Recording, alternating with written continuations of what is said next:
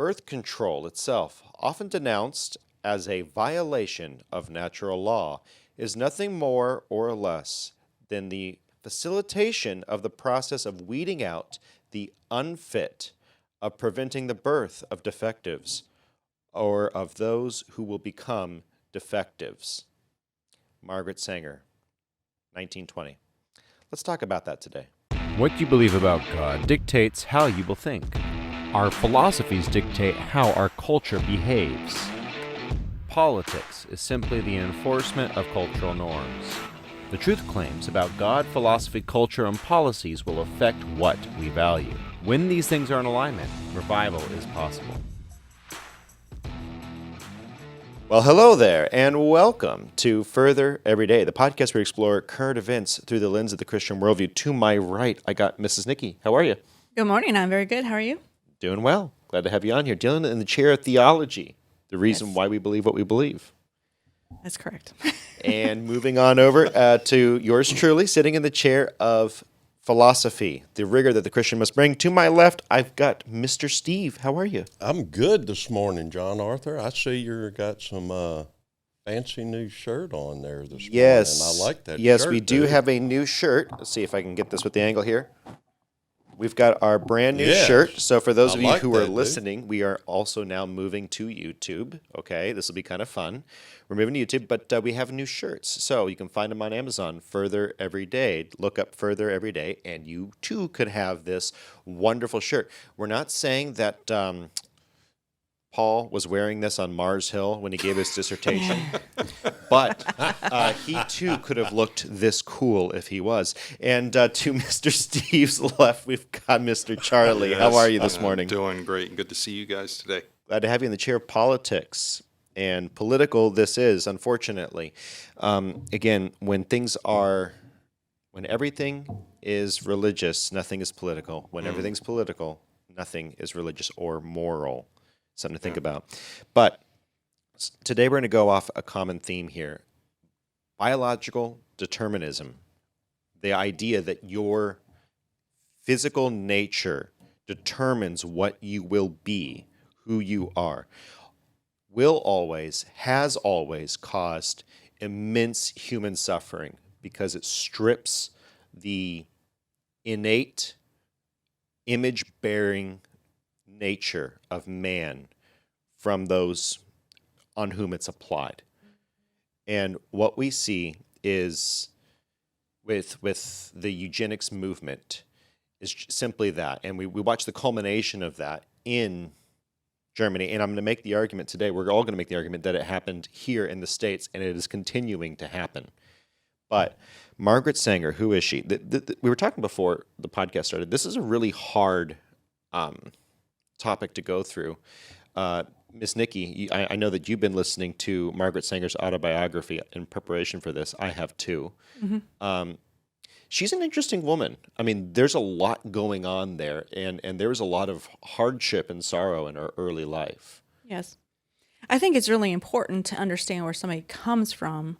And this is actually why I would say that eugenics is such a wrong way to go, is because you have to look at a person's childhood. Yes. Charlie always says, perception is reality. And what you perceived as a child becomes your reality. And you think that becomes everybody's reality. You don't understand. And therein is the problem. Mm-hmm. Yes. You think it's everybody's reality. So that, pivoting from there, it's important to note who she was. And this was a hard one to prep for, and I feel woefully underprepared because Margaret Sanger said a lot of things on both sides of the issue. I don't want to straw man someone. We need to make sure that we're steel manning our arguments. We are making that person as strong as we can possibly create their position before we deal with it. Anything less is A, common, and B, destructive. We want to make sure that we understand their point. So to understand where Margaret Sanger came from, it's important to know a little bit of history. In the 1700s, any of y'all remember Thomas Robert Malthus in his theory? So Malthus looked at the arithmetic increase in the supply of food. So that means that we're slowly adding more farmland, 1 + 1 + 2 + 3, and it's a slow growth. He said that the arithmetic growth of the food supply would be outpaced by the logarithmic growth, the exponential growth of humankind. He said by the 1900s, the 2000s, we would be suffering from overpopulation. A lot of people would be dying. So you have to understand that this is a common resounding theme in the 17 and 1800s. Margaret Sanger was born in the 1800s. This recurring theme was being played out along with Darwinian evolution. That is a scary, scary mixture, because where do you think that lands? What kind of ideology or science or pseudoscience is that gonna come up with? I call it pick and choose. Eugenics. Sure.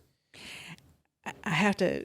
You're saying that, and I was thinking, yeah, but he never walked into a Walmart. I mean, all they had was those little stores. He never had the idea of food production Thomas and Malthus, yes. the way that we could manufacture things, and the farming, and the way we were able to increase more food supply in better farming ideas. The alarmism surrounding the mass overpopulation and the death of the human race has been going on for hundreds of years. It still goes on today. We've been postulating with pseudoscience for years that this world is going to end in some horrible dystopia where everyone is we have all these people, but we don't have enough food to feed them. Or we have all these people, but we don't have a climate. I was going to say, Al Gore is probably one of the biggest proponents of one of those ideologies in recent time. I mean, he ran the face of the earth crying, we're going to die by 2010, was Right. it? 2000, I don't know what the year was, but he was preaching that, and that's the same principle that we have going on here, It's the same lie that Satan has been telling over and over again. using different words. It's interesting that, you have folks out there like Sanger and others that want to, over the worldwide, want to so-called eliminate poverty. Well, it's like Jesus said, you're always going to have the poor. You are. And you're going to have those that are poor and those that are in extreme poverty throughout the world, because society overall in times is going to produce that, and the fact that there are people that just don't want to produce. Correct. They don't want to be useful parts of society. So that's a They're really just- good segue. That's a really good segue into what the eugenicists of the 18 and 1900s believed. They believed that there were these folks who were not interested in developing themselves into robust human beings. And this was a genetic disposition, not a spiritual disposition. Remember, we're talking about a secular humanist worldview, one that is ultimately materialistic monism, if you will, i.e., the material that makes up the universe is all that there is. There's no dual spirit and material. There's just material. So when you have a materialistic monist view, secular humanism, you're going to look for things like race, gender, family tree to explain the lack of success and the intergenerational poverty that affects certain people groups. You're going to say that they are genetically defective in some way. And that's really what brings us to the 19-teens and 1920s, where Margaret Sanger was a part of the eugenics movement. The eugenics movement, by the way, that it should not go without noting that they're the ones that suggested gas chambers in the American left. The American left were the ones that suggested gas chambers, mass sterilizations, and we'll get to this, but they were partly successful. So Margaret Sanger, the Planned Parenthood wing has somewhat ditched her because they've realized that it's a untenable position. But there is a response to her detractors on Planned Parenthood's website.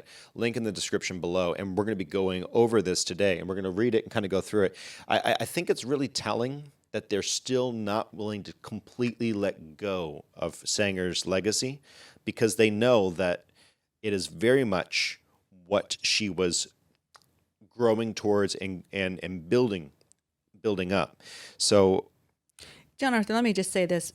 The fact that we had a law that did not allow there to be talk or any information provided for birth control is it's sad. I understand the time, and the fact that this woman did stand up and promote this, and it's very good. I mean, birth control is not bad because there's a lot of women who need to stop having children because they physically can't anymore without causing great harm, and or for one reason or another. So that is a good thing. So her standing up against that law and having that changed is a good thing. for the wrong reasons. Yes. But a good thing. But It's for a the good thing. wrong reasons. For the wrong reason. And Nikki and I, we have battled this. Holy cow, have we battled this at home. Let me try to sum up.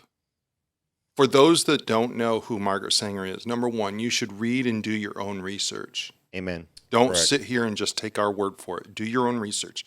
Here's how I would sum up Margaret Sanger. She, and you have to get into the context of her childhood and everything. She stood on something that should have been taken care of by the local New Testament church. It was not. So she went ahead and got on this movement.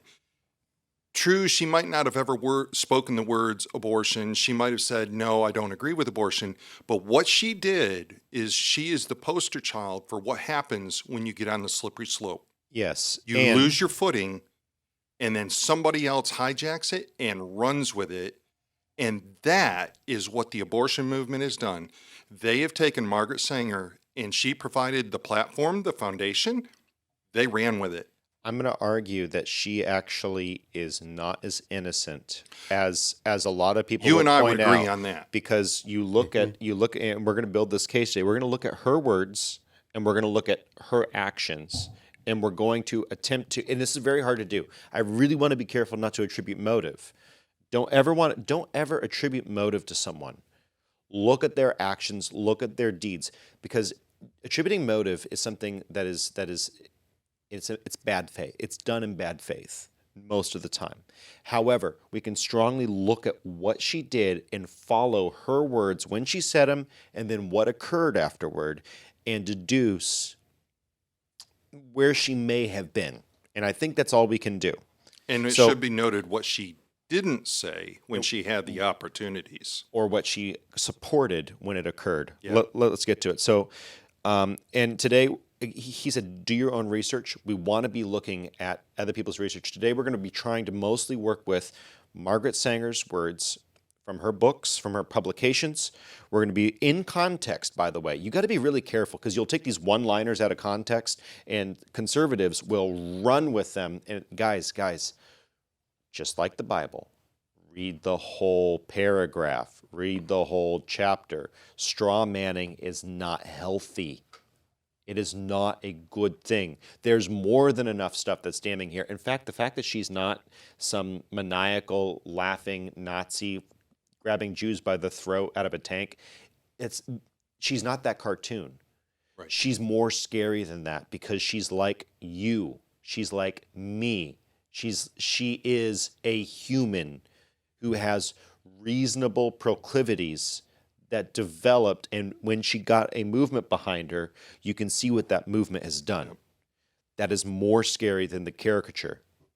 So let's make sure that we don't develop a caricature. So from Planned Parenthood, this will be slide 1, Mrs. Producer. So, was Sanger a racist? Well, let's go ahead and read this. Do you want to get this, Miss Nikki? Do you have it? I'll get it. No You- worries. If you can get the next one. Arguments continue about whether or not her outreach to the black community was racist. We know that Sanger was conscious of race and that she was capable of revolutionary thinking that defied the sexism of the time.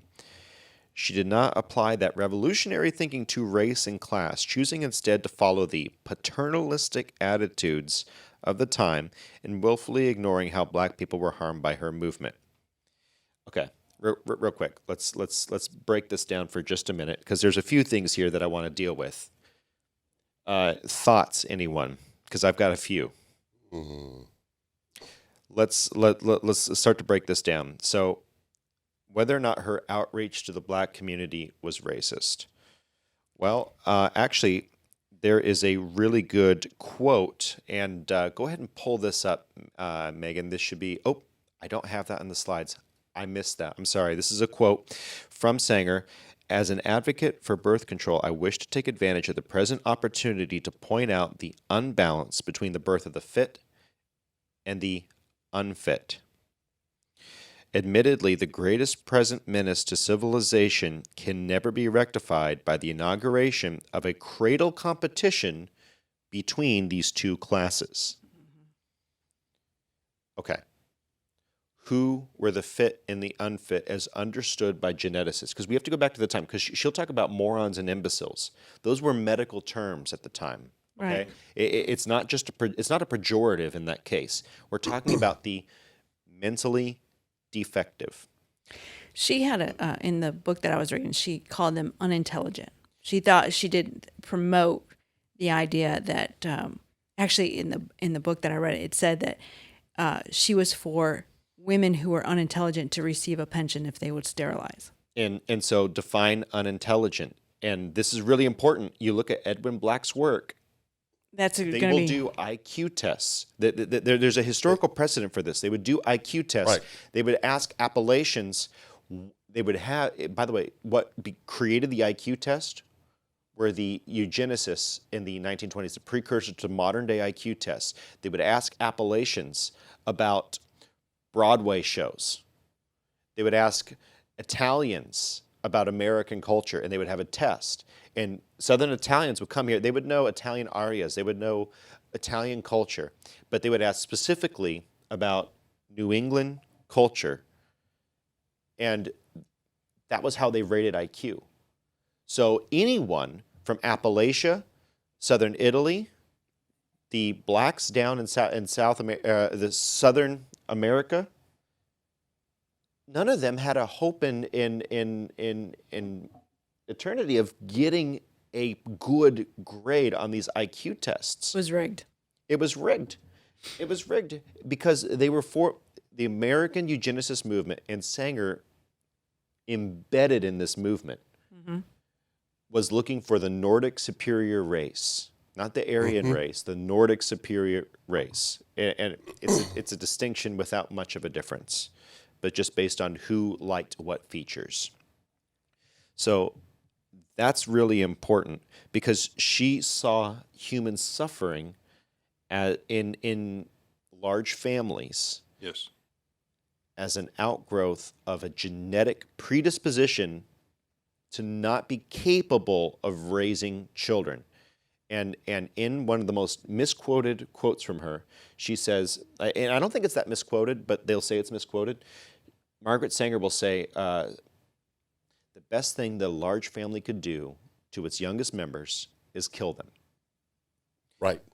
This is in the context, however, this is in the context of two things. A, 12th child in a large family, 60% chance of mortality.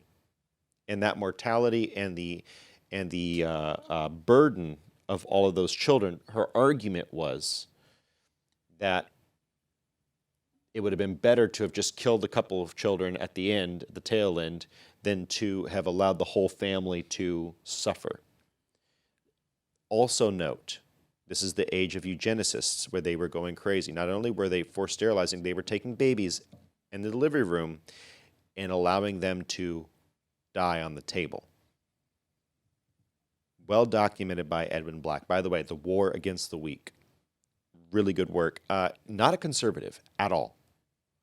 but he definitely comes out swinging against the eugenics movement. You look like you had something to say. Any thoughts? Well, I'm looking at this and I'm seeing that people are trying to play God and trying to solve an issue. And we as Christians, we look at this and say, there's a God in heaven who has an answer for you. So in the book, she describes that as a child, that all the families that had large numbers of children were poor, uneducated, alcoholics, poverty-stricken, and she associated them, that was poverty. Large children, large family poverty. Small number of children was wealth. Usually people who had small families owned their own house. They lived, clean, healthy, So that's what her mindset.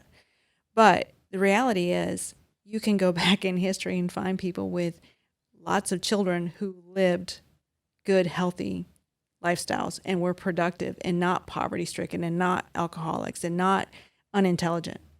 You can find those people that they did exist. It's a spiritual issue. It is. And so from the chair of theology, you're looking at this as the perspective of God told us to be fruitful and multiply. How we steward our children is an issue of where our spirit is and how we steward ourselves, actually. Yes. I mean, if you're a Christian and you're looking at this, that God is providing for me, a Christian man is going to work hard.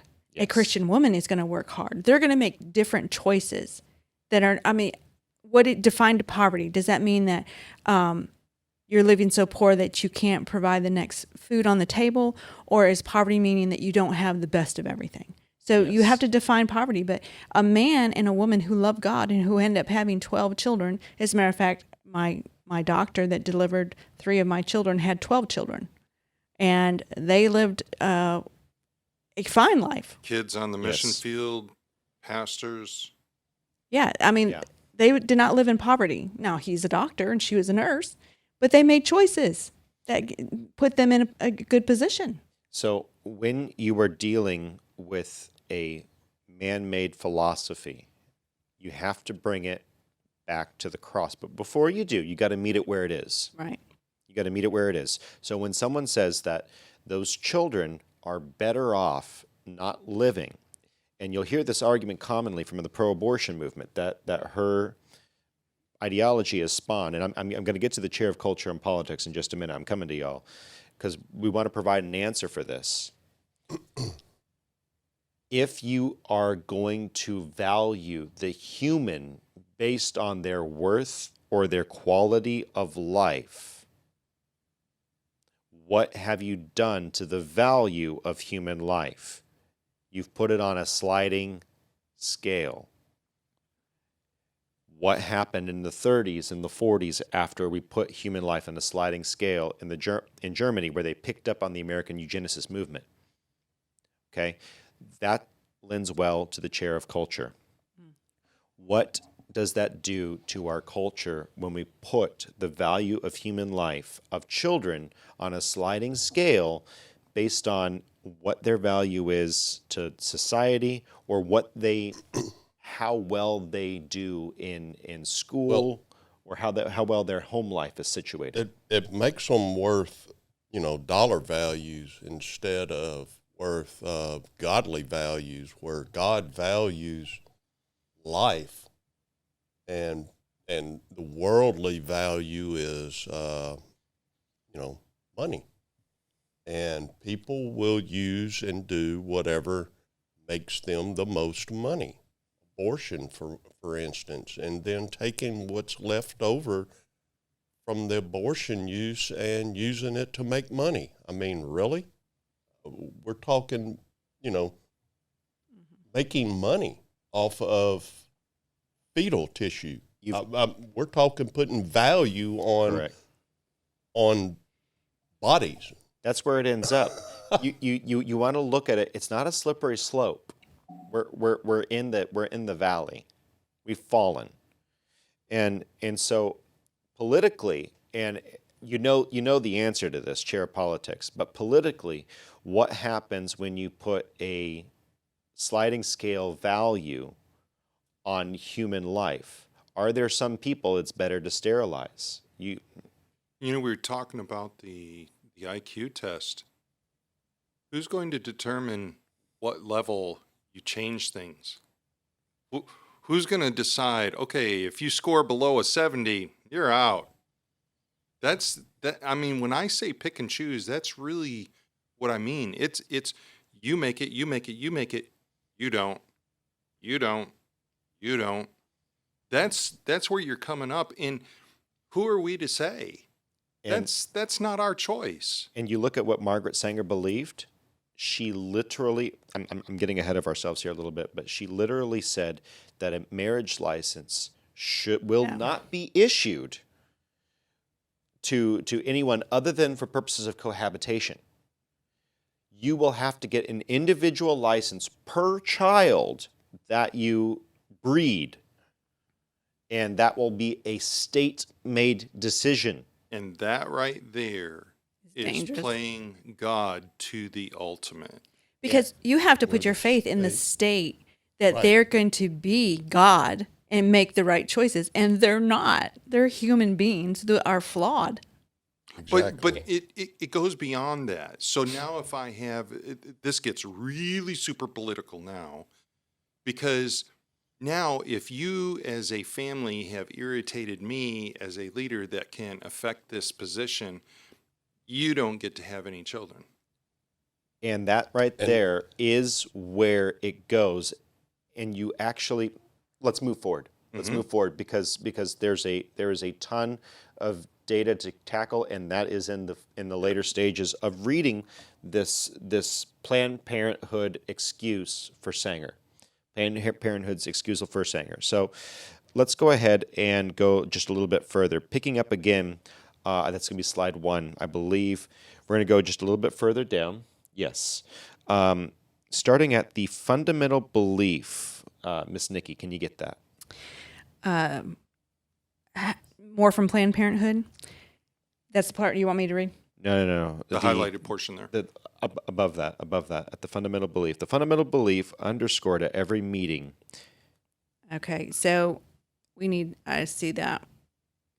My apologies there. Yeah, I'm lost on because I I get see it. that. Go ahead. You got to go ahead and get it, Mr. The John. fundamental belief underscored at every meeting, mentioned in much of the behind-the-scenes correspondence, and evident in all the printed material put out by the Division of Negro Service, was that uncontrolled fertility presented the greatest burden to the poor. Let me read that one more time. Was that uncontrolled fertility presented the greatest burden to the poor, and Southern blacks were among the poorest Americans. In fact, the Negro Project did not differ very much from the earlier birth control campaigns in the rural South. It would have been more racist, in Sanger's mind, to ignore African Americans in the South than to fail at trying to raise the health and economic standards of their communities. So this is from Birth Control or Race Control 2001. Again, a pro-abortion perspective. So let's dig into that a little bit because we've already established that it wasn't just the Negroes, correct? It was Right. the Appalachians, the Yeah. Southern Italians, The Jews. the Jews. It goes on. And she wasn't just. I mean, there were white people too. She would. She would have the That's what I Appalachians was and sitting the here waiting Italians. for. Yeah. It's like, does But she that were really not know? Appalachians and Italians. She would still an unintelligent woman who white and poor probably should not have children. Correct. There were plenty of Appalachians that were white people that lived in Appalachia. And You know, And you're going to see that if you read Edwin Black's history, you'll see that they would be rolling down the highway, so to speak, and they would paddy wagon up the Irish or the Scottish man sitting on the side playing his banjo. They would grab him and they would imprison him. If it was a woman, in a lot of cases, they would sterilize her against her Right. will. And we're getting to the historical precedent that Planned Parenthood even admits to. But that is what they would do. And it was based on these pseudoscience IQ tests that were a knowledge-based test. Of course, you're going to have people with physical barriers and cultural barriers not knowledgeable about what was playing on Broadway. But slide 2, more from Planned Parenthood. If you can get that, Miss Nikki. More from Planned Parenthood. Okay, so John Arthur, I am sorry, but are we going to the next section right here? Because I can't see the screen. Right here, right here. Here you go. And you can take this one out. More from Planned Parenthood. However, it is true that Margaret Sanger made a speech on birth control to a woman's auxiliary branch of the Ku Klux Klan in Silver Lake, New Jersey in 1926. Sanger was so intent on her mission to advocate for birth control that she chose to align herself with ideologies and organizations that were explicitly ableist and white supremacist. In doing so, she undermined reproductive freedom. Black people, Latino people, indigenous people, immigrants, people with disabilities, people with low incomes, and many others. So, again, I would say that this is just part of your natural consequences, right? This is part of your natural consequences of that. But the thing is that just kills me is that that list, what does that list sound like what we've been talking about? The exact targets. Well, actually, I was thinking it's a good thing they didn't get some of my family because I probably wouldn't be here. I'm serious. I'm sitting here thinking about my great grandparents. My grandfather was a drunk, and he was abusive. And my grandmother had many children. The last one, which she had to give to somebody else to raise because she was unable to raise it. So, where does that put a lot of us? If we were to go back in our family history, how many of us may not even be here today because somebody in your family didn't meet the status quo? And that right there is the issue. There is no room for free will because we are going to manipulate and control. That's one of the things about the left. You'll find they'll say, my body, my choice. It's not their body and it's not their choice. They'll say, you must take the vaccine. Wait, that's someone else's body again. That's someone else's body again. You can't have children. That's someone else's choice. That's someone else's body. You will find that the left-leaning ideology will always go for your personal individualistic freedom because the thing is, after you remove God as the standard, you have nothing to appeal to other than the greater good. That's a key statement right there. You ought to say that again. That is where it comes down to. When you have lost the North Star of God as our authority, you have nowhere else to appeal to than the greater good. Who defines the greater good? God help us if we know. Okay? It could be one group today, another tomorrow. It could be one group today, another tomorrow. Daniel's off in the studio here saying the greater good. It's, oh my gosh. No Hot Fuzz references here, Daniel. You're fired. Okay. You know but John Arthur, you know what's really interesting about Margaret Sanger is that people don't necessarily realize this. She's all about birth control, shouldn't have a large family, blah, blah, blah. And her family was not what you would call rich. No. Mm-mm. She was the 6th of 11 children. Yep. Margaret, what happens if we said 3's the cutoff? Correct. Are you willing to make it retroactive, Hello? dear? Yeah. Just a thought. Again, the thing with birth control, the thing with abortion, those who are in favor of it, you're already born. How about you go first? I'm sorry, that's a little bit mean. And their mom But left. Yeah. It's one of those situations where She was a drunk, wasn't she? No, not Margaret Sanger. No. not She was sick. She was sick, that's and right. she became ill. And again, that's one of the driving motivators of Sanger. She saw, without a belief in God, she saw God as part of the problem. There you go. And if you That's really it. if you really want to dig into Yeah. it, and I want to get to that in just a little bit, we're going to hear a clip from her in just a little bit. It really gets interesting. Actually, go ahead and play the Sanger interview, Mrs. Producer. Yes, please and thank you. Let's go ahead and listen to this, and we're going to cut off when he goes for a break. But I think it's interesting. Go ahead and play it, please. Do you believe in sin? When I say believe, I don't mean believe in committing sin. Do you believe there is such a thing as sin? Well, I think the greatest sin in the world is bringing children into the world that have disease from their parents, that have no chance in the world to be a human being, practically. Delinquents, prisoners, all sorts of things just marked when they're born. That, to me, is the greatest sin that people can commit. But sin in the ordinary sense that we regard it, do you believe or do you not believe? Well, what would they be? Do you believe that infidelity is a sin? Well, I'm not going to specify what I think is sin. I've stated what I think is the worst sin. The Yes, greatest sin. but then you asked me to say what, and I said what, and you refused to answer me? Yes, I don't know about infidelity. It has so many personalities to it, and what a person's own belief is. I couldn't generalize any of those things as being sin. Murder is a sin. Well, I naturally think murder is a sin or not. It's a terrible act. In just a moment, Mrs. Sanger, I'd like to ask you about Let's go ahead and switch back over here. But for now, she earlier in that interview goes and says the greatest sin that one can do is bring a child into this world, right? That's the greatest sin. She says is the greatest sin is that you could bring a child into this world that's unfit or won't be fit. That is a secular humanist. What was the exact quote? Well, what got me was she was saying that's the worst sin.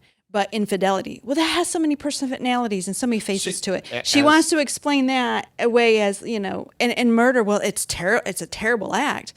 But bringing children into the world that may become prisoners, that's the worst sin in the world. So she is excusing other behavior because she is focused on the one behavior. That. Chair of Theology, go ahead and deal with that. Well, how do you say... You can tell that she does not have any religious beliefs. She has an agenda. Yes. And her agenda is about children. Now, you can say that they're marked and they'll become prisoners.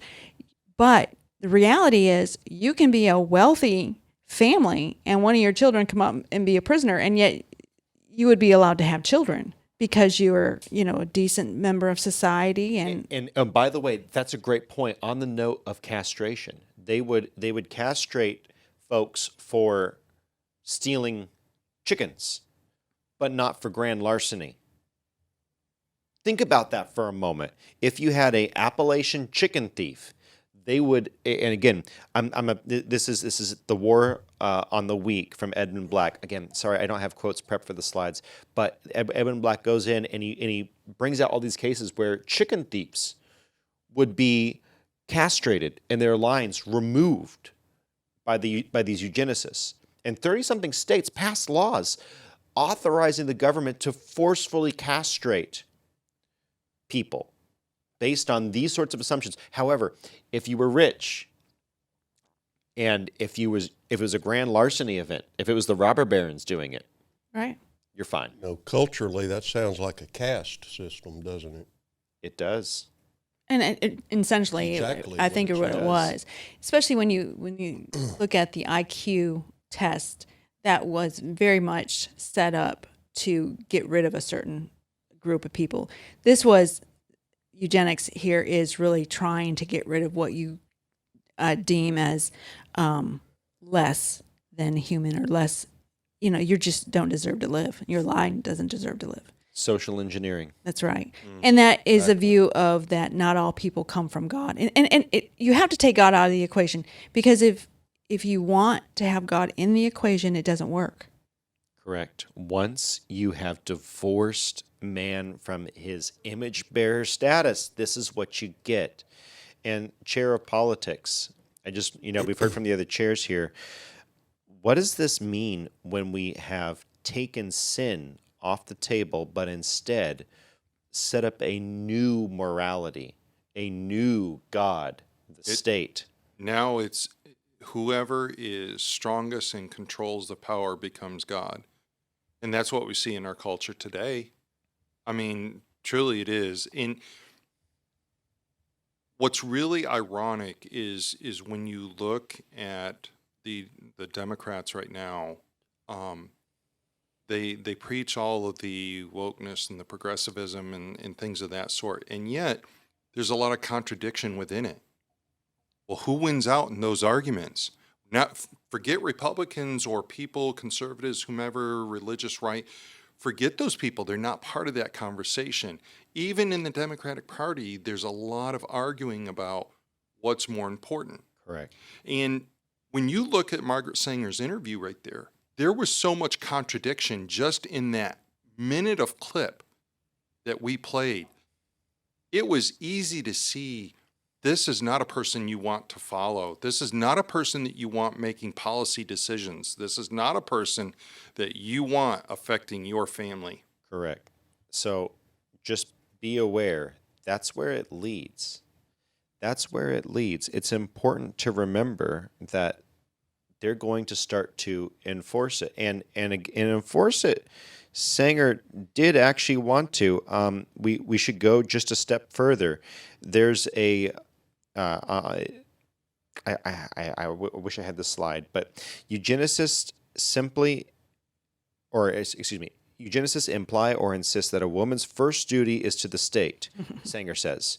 We contend that it is her duty to herself is the first duty to the state. We maintain that a woman possessing adequate knowledge of her reproductive functions is the best judge of the time and conditions under which her child should be brought into the world. We further maintain that it is her right, regardless of all other considerations, to determine whether she shall bear children or not, or how many children she should bear. Okay, Sanger, 1919. I'm not going to finish that quote. We get the idea. Also from Sanger, so that was written by her in 1919, also from Sanger, a marriage license shall in itself give a husband and a wife only the right to a common household and not the right to parenthood. I can't tell you how wrong that is in so many fronts. So let's break that down. What just happened? She just contradicted herself wildly in one publication, speaking to the general public, and then in a different publication, now years later, but this is consistently throughout her career, she would play to her audience. Yes. Mm-hmm. She would say one thing to the public, but another to a eugenics publication in the same breath. Well, you have an organization that you have a movement, and you need to get support behind your movement. So, And that's all she was interested in. and All you know, the money. yeah, and that's still true today. I mean, people are going to say things to try to get support for their movement, and a lot of it comes financially. And that's exactly what's happening. She would push for, and by the way, she was pretty much the driving force. I think you could safely say she was the driving force behind the pill. Okay, she was one of the driving. And look, it's not necessarily wrong to not want to ovulate. Okay, I'm not talking about that.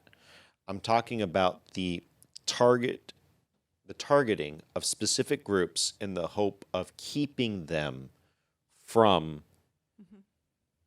reproducing.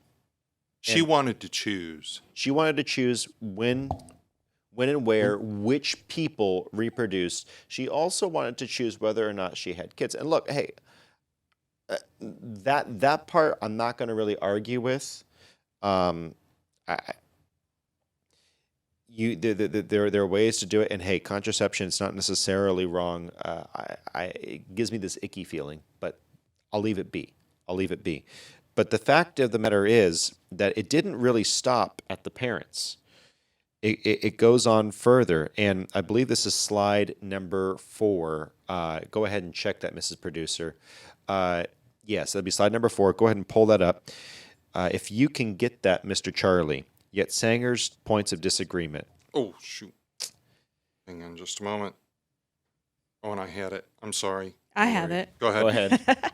Yet Sanger's hers. points of disagreement did not prohibit her from embracing harmful eugenic ideas. For example, she endorsed the 1927 Buck versus Bell decision, in which the Supreme Court ruled that states could forcibly sterilize people deemed unfit without their consent and sometimes without their knowledge. The acceptance of this decision by Sanger and other thought leaders laid the foundation of tens of thousands of people to be sterilized, often against their will. A majority of states would go on to adopt involuntarily sterilization policies, leading to more than 60,000 people being sterilized by the states.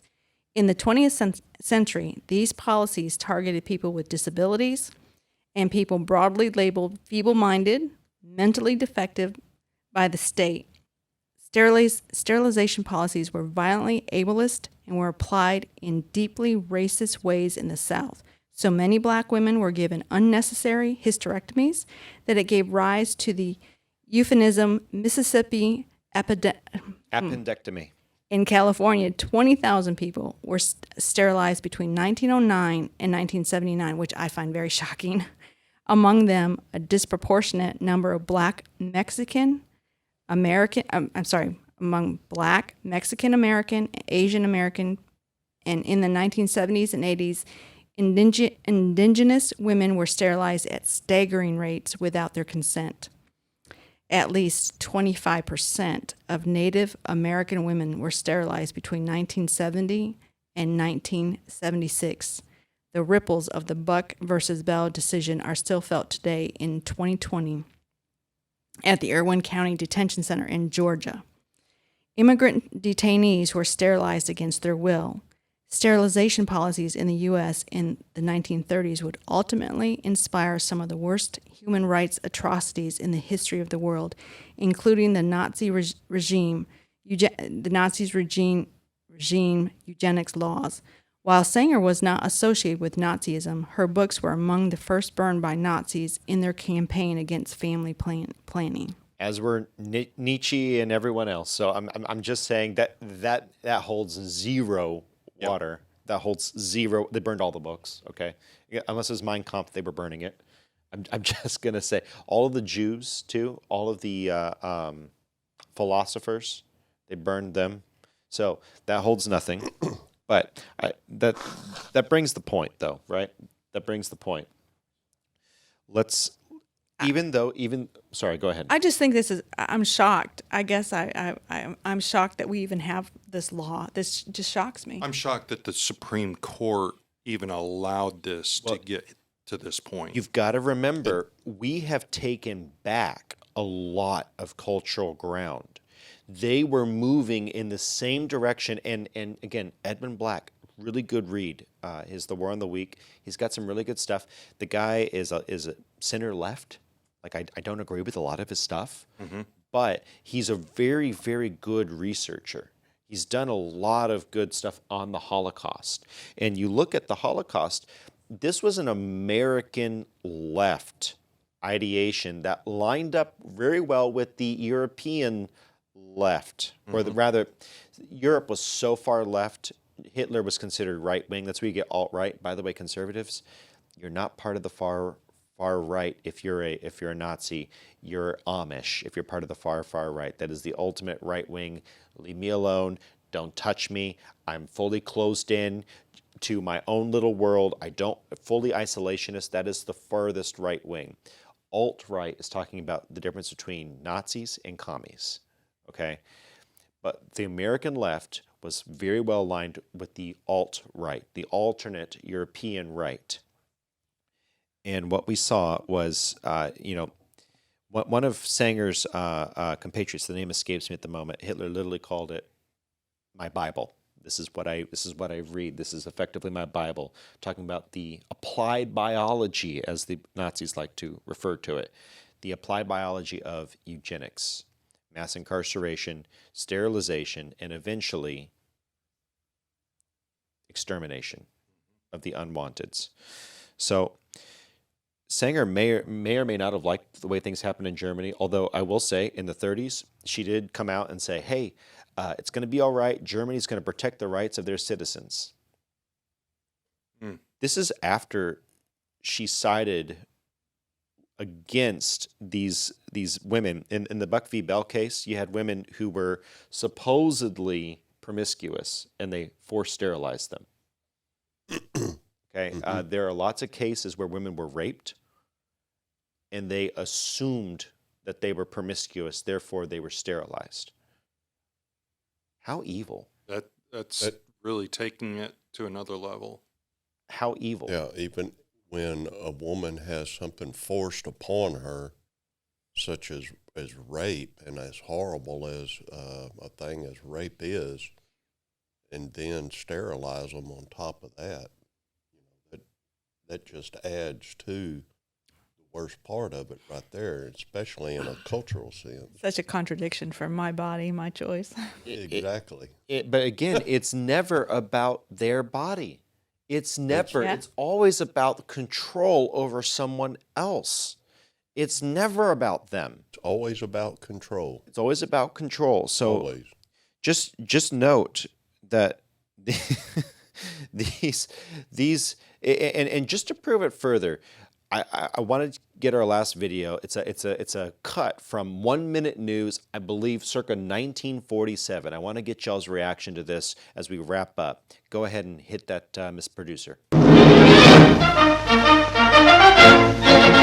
Mrs. Margaret Slee, president of America's Planned Parenthood Federation, maintains that European women should stop having babies for the next 10 years. Don't you think such a theory, such a radical theory, is antisocial? On the contrary, it seems to me that it is more practical and humane. What about the women who want babies now and in 10 years will not be able to have babies? Rather impractical, don't you think? Oh, John, you do ask hard questions. I should think that instead of being impractical, it is really very practical and intelligent and humane. But Mrs. Slee, in this country, having babies is the only thing left which is both unrationed and untaxed. Do you think we really ought to stop? Well, I suppose a subject like that is really so personal that it's entirely up to the parents to decide. But from my view, I believe that there should be no more babies in starving countries for the next 10 years. So let's contextualize that with everything that we just said. This is in the 40s, after Buck v. Bell, the forced sterilization of women by the United States government, by 30 states. And this is after World War II. Do you think that she did not support that? I mean, there would have been some qualifiers, wouldn't there? Yeah, you know, what I'm seeing here is I'm trying to solve the problem, and this is how we solve it. And that's it? And that's it. If you don't like it, you can shut up. Yeah, I mean, it's practical, it's humane, it's intelligent. Well, guess what? They didn't stop having babies for 10 years, and the country still exists. Correct. And you know what we did? We found ways to make food better, faster. We streamlined things. I mean, there's still improving farming ideas today to make it more productive, to make it more essential. I mean, like I said, in the 1940s, did they ever walk into a Walmart? I mean, go into a superstore. You're looking at, I mean, if you see somebody from a small country come into a Walmart and they go, oh my goodness, I've never seen so much food in my whole life in one place. Yeah. And thank God we didn't kill Sam Walton while rooting out all of those filthy Arkansonians, right? And I'm sure if we looked in his past, somebody would have been on the someone would have been sterilized. On the death list. Absolutely, you know? absolutely. So when conservatives talk about death panels, this is the natural. This is the ultimate one. This is the natural falling out of this. So I want to sort of wrap up today with Around the Room, just closing thoughts from the chair of theology. How would you argue to someone who says, look, Margaret Sanger's legacy was maybe wrong-headed, but we're going in the right direction because of her. We're going in the right direction because of her. From a theological standpoint, would you go to the argument, say, of the infinite worth and value of the individual and also the ability, the autonomy of parents to... The truth of the matter is, you go through the act, but God is the creator of life. God is the one who opens the womb, and God is the one who brings forth life. And so if God has brought forth life, then God has the answer to sustain life. And sometimes, let me just say this for some of you out there real quick. If you talk to somebody who has a child with a disability, friends of ours who had a child that was born said the child would live about 3 months. The child lived for 19 years. They don't regret that child. They love that child. There was happiness and joy in those 19 years. Was it hard? Yes, it was. Did they take it on? Yes, they did. Did they have joy? Did it well. And did it well. So that child never talked, never walked, laid in a bed for that 19 years. But guess what? That family found joy in that. That's God. Amen. Amen. From a philosophical Amen. perspective, I just want to ask you, where has this gone and where is it going now? Always look at look at the root, look at the theology of someone's philosophy, if you will. If it's a secular humanist theology, we know where that lands. Whenever someone says that religion has killed more people than anything else in the world, you tell them, you're right. Secular humanism being the top of the charts. Secular humanism has killed hundreds of millions of people in only 2 or 3 centuries. It's killed way more than anything done in the name of Christianity or Islam or Catholicism. If you want to separate that from Christianity or Islam or any of these others, it has killed way, way more secular humanism. So you want to look at defacing the value of a human being, and you say some people are not fit. If they have a child, God decided to intervene into that situation. Life begins at conception.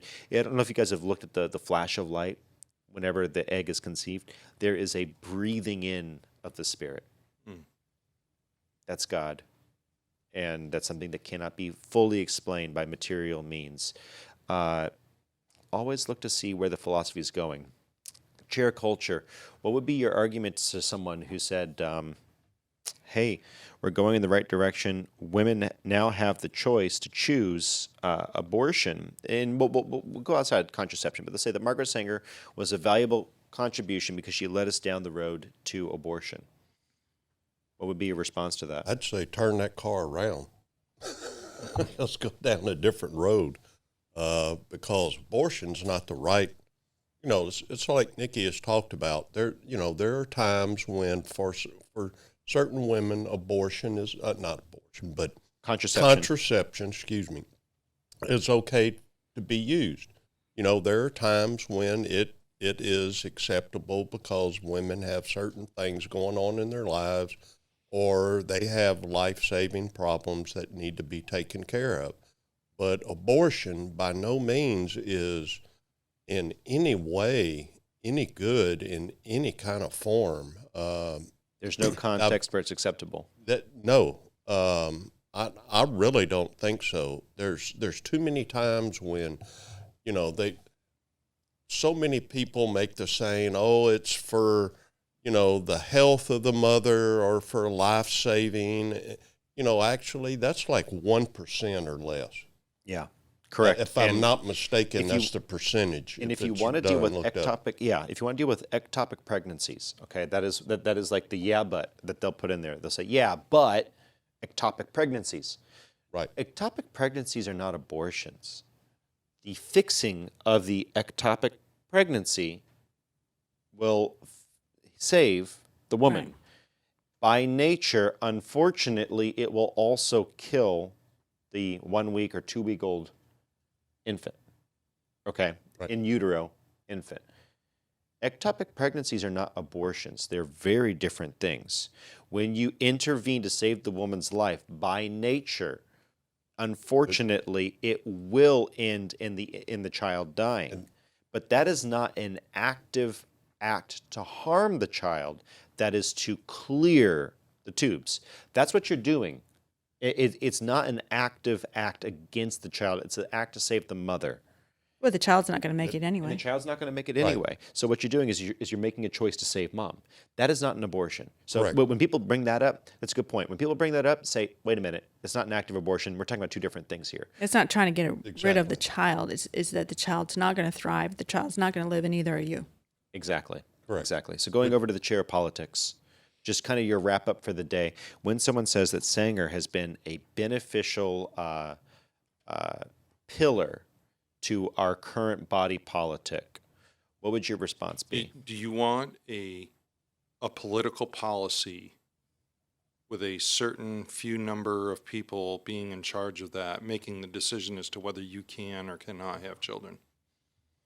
That's what you're faced with, and I think that's it's horribly wrong. And by the way, you can make the argument, because you think you're sitting on the right side of the fence. Might I say this? If you were to ask the progressives to come up with the ideal human being, they can't do it. It'll be different depending on who we're talking to. Absolutely right. And this is why I was talking earlier about the conflicts that they have, the contradictions that they have within themselves. They can't even agree on it. I'll give you a case in point. We've elected Joe Biden in this country, who is a white man, who is the lowest on the totem pole in their world, their worldview. Of intersectionality, yes. It's the white man. The old white man. The old white man.